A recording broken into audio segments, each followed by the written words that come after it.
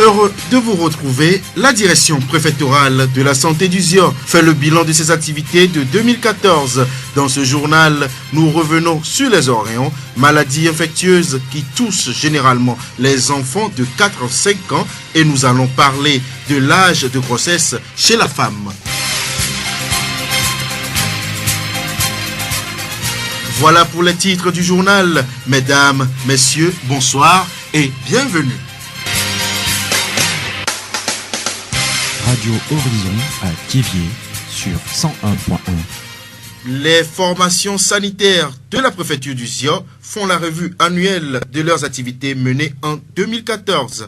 Organisé par la direction préfectorale de la santé du Zion, cet atelier a pour but d'évaluer les activités menées afin de dégager les points forts, relever les faiblesses et retrouver les solutions correctives qui vont déterminer une bonne projection de l'année 2015. Dr Midokpo Messan Wogbemase, directeur préfectoral de la santé du Zion. Chaque fin d'année ou chaque début d'année, selon ce que le ministère de la Santé a institué depuis 2002, il est intéressant ou nécessaire de se retrouver et faire le bilan de l'année qui vient de s'écouler. Quand nous faisons le bilan, nous déterminons vraiment là où ça n'a pas marché, que nous parlons de goulot d'étranglement et les performances. Alors, si nous avons les goulots d'étranglement, nous cherchons les solutions, les actions correctrices pour améliorer, parfaire nos prestations de l'année qui doit suivre. C'est dans cette optique que cette revue est organisée. Et aujourd'hui, c'est une revue de l'année 2014. Et au terme de la revue, chaque USP ou formation sanitaire doit essayer de nous présenter le bilan de toutes ces activités. Maintenant, nous déterminerons ensemble problèmes que l'USP aurait connus et ensemble nous trouverons des pistes et des voies d'amélioration pour parfaire les performances de l'année en cours. Nous nous basons sur des indicateurs et nous parlons d'indicateurs de performance. L'indicateur, c'est une variante qui nous édifie, à savoir si on a pu faire quelque chose ou on n'a rien fait. Au cours de cette première journée, le directeur préfectoral de la santé du Zion a fait le bilan des années 2013-2014. En 2013, les consultations CPN1, consultations prénatales, tout nouveau cas, au total pour tous les districts, on était à 9298. Et l'année 2014, on a fait 9836. Donc, il y a une évolution. De même, pour le CPN4, consultation prénatale, quatrième, puisque maintenant, toute femme qui est enceinte ou une gestante doit faire au moins 4 fois les consultations prénatales. Et nous nous basons sur le premier contact, c'est-à-dire CPN1, et le dernier contact, CPN4, pour voir si cette femme aurait fait tout. Si elle arrive à faire les 4 CPN, on se dit quand même, au cours de l'accouchement, sauf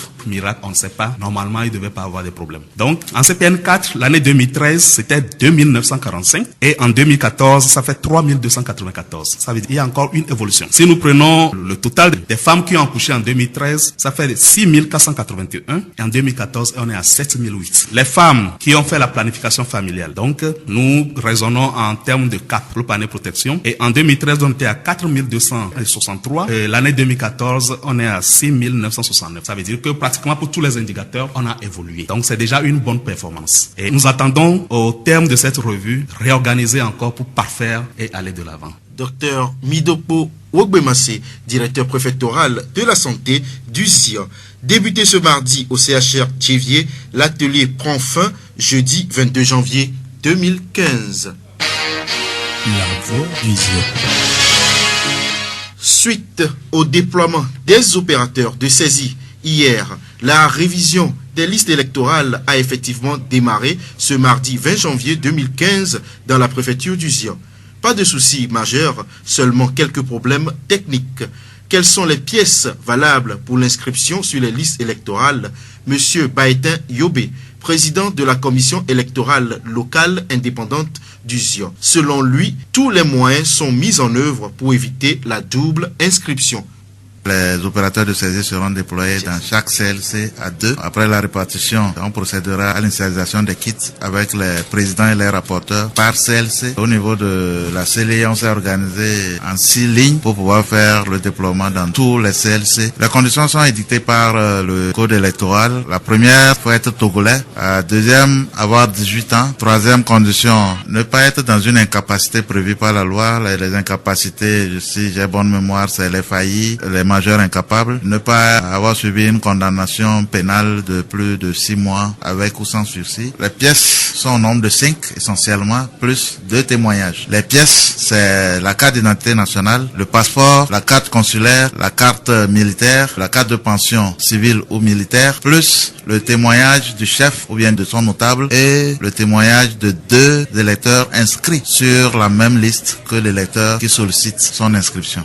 Pour les électeurs qui s'inscrivent à 2 bureaux de vote, je crois que le logiciel qui est utilisé est performant. Les doublons seront détectés tout de suite et ils risquent, si la preuve est faite, qu'ils soient radiés purement et simplement. Si c'est fait intentionnellement, c'est une faute, on va radier la personne de la liste électorale. Le logiciel cette année qui est utilisé est performant. Pour faire le transfert, on doit s'adresser à son nouveau centre de recensement et une fois que le transfert est accepté dans son ancien centre, le nom est rayé automatiquement. Donc vous comprenez que le logiciel de cette année est très performant. Baïtin Yobe, président de la commission électorale locale indépendante du ZIA. La mairie de Tchévié a débuté le mardi 6 janvier 2015 l'identification des concessions et ménages. Cette action qui s'inscrit dans le cadre de l'exécution du projet de ramassage des ordures ménagères dans la zone d'essai a connu des difficultés qui ont entraîné l'arrêt provisoire des travaux. Messan Ouamessé, agent technique à la mairie de Tchévié.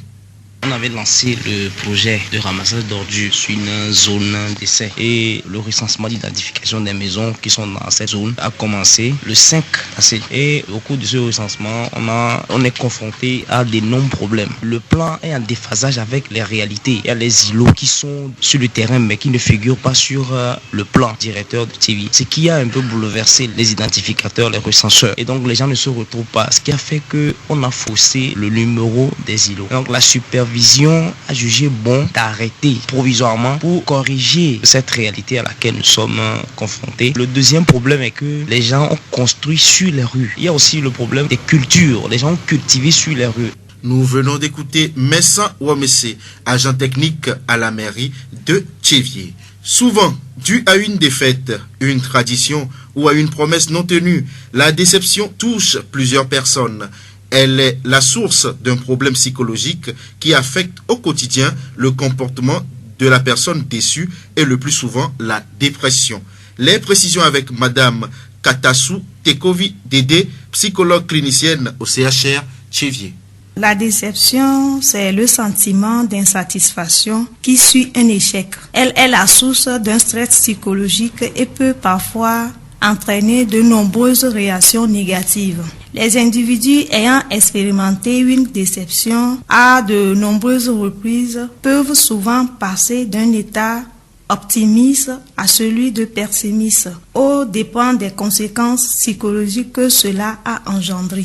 La déception est une réponse subjective liée à des recherches émotionnelles anticipées. Concernant comment sortir de la dépression, les conséquences psychologiques de la déception varient grandement selon les individus. Certains s'en remettent rapidement, tandis que d'autres tardent à virer vers la frustration, le blâme envers les autres ou envers soi, ou devenir déprimé, voire dépressif.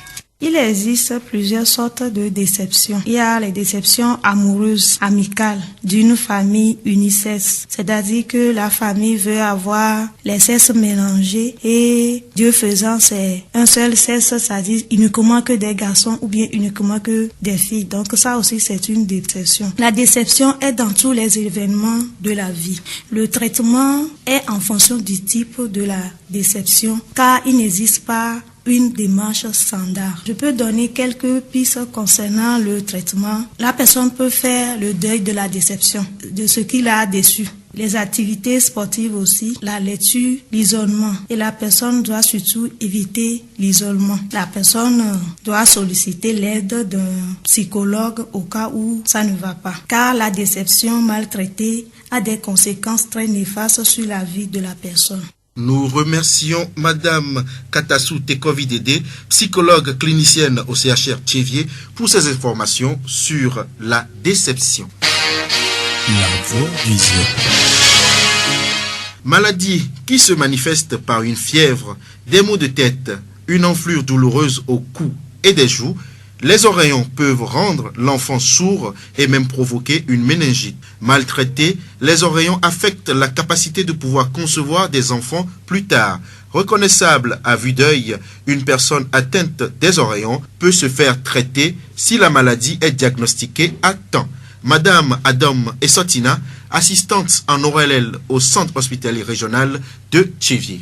Les oreillons en ORL, c'est une infection virale de la parotidite qui atteint souvent les enfants prépubères, parfois les sujets jeunes aussi. La transmission est humaine et c'est par voie aérienne. Elle est très contagieuse. Cliniquement, la parotidite est une localisation ORL et c'est la parotidite ourilienne qui est le plus représentée en ORL et qui se manifeste par une tuméfaction de la parotidite avec douleur unie puis latérale. La palpation est douloureuse, consistance ferme. On peut y avoir aussi autre localisation à part la localisation ORL. Par exemple, la parotidite ganglionnaire, parotidite des orchites. Pour la clinique aussi, on peut y avoir des signes associés tels que l'otalgie. L'otalgie en ORL, c'est des douleurs de l'oreille, des céphalées, encéphalite et autres aussi. Et il peut y avoir une fébricule, une petite élévation de la fièvre. Les autres localisations, c'est les localisations glandulaires, méningées et autres ovarites aussi. Le traitement consiste à un repos strict, éviction scolaire parce que ça se contamine très vite aussi, en donnant les antalgiques, les antipyrétiques et les antibiotiques, les bains de bouche aussi. L'évolution est favorable en une semaine si le traitement est bien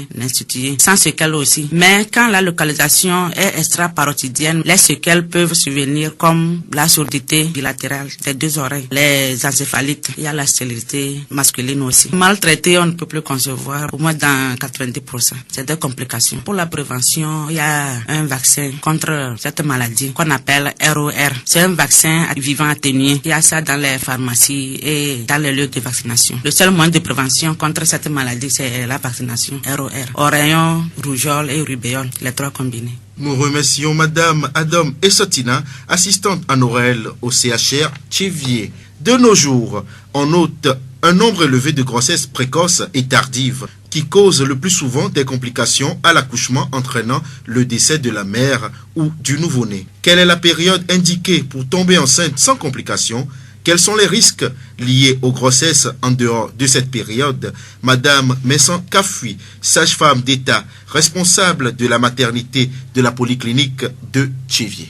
Si une femme tombe enceinte avant l'âge de 18 ans, les risques sont vraiment énormes parce que il y a d'abord l'immaturité de l'appareil génital de la femme. Ça fait que même si elle arrive à mener à terme la grossesse, l'accouchement est souvent difficile parce que les organes ne sont pas mûrs. Et souvent, il y a aussi la prématurité parce que tout n'est pas mûr, il y a les risques d'avortement. Mais si la grossesse arrive à terme aussi, au cours de l'accouchement, il y a des risques de déchirure parce que tout n'est pas mature. Chez l'enfant qui est tombé enceinte avant 18 ans. Mais quand l'âge est aussi supérieur à 35 ans, il faut dire qu'il y a déficit au niveau de l'évolution de l'enfant. Souvent, il y a le retard de croissance intra-utérine qui se pose, donc l'enfant ne se développe pas bien. Et comme tout est trop mûr aussi, ça fait que souvent le col, si la grossesse est à terme, l'ouverture du col est difficile. Et chez certaines aussi, ça entraîne le dépassement de terme. Donc vraiment, l'âge idéal, c'est qu'une femme tombe enceinte entre 18 et 35 ans. Pour faire un enfant, ça se programme. Le mieux, c'est de faire son programme dans cette fourchette. Parce que quel qu'en soit le cas, elle va faire quand même des enfants. Donc,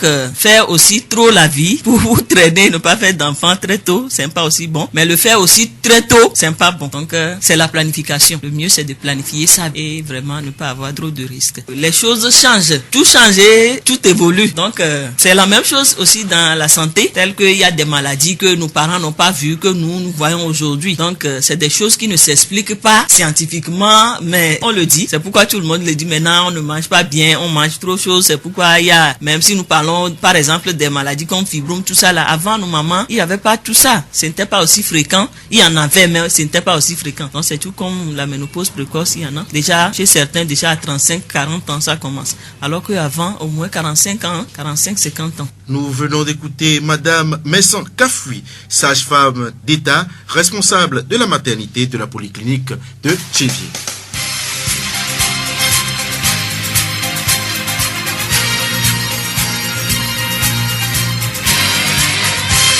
Nous refermons ce journal avec cette pensée de Paulo Coelho. Croyez et commencez à marcher. Vous n'êtes pas seul dans l'obscurité. Notre chemin va se dérouler comme nous nous déplaçons. Fin de cette édition. Merci de l'avoir suivi. Présentation Edem Agbetossou, réalisation Gaëtan Amouzou. Très bonne suite de nos programmes. Je vous rappelle que vous pouvez retrouver nos journaux sur nos pages Facebook Radio Horizon La Voix du Zio, Chevier Mon Monde et Monde Fertile. Et bien sûr, pour tous ceux qui nous reçoivent de Gati et de Tchekpo, bonsoir à vous tous.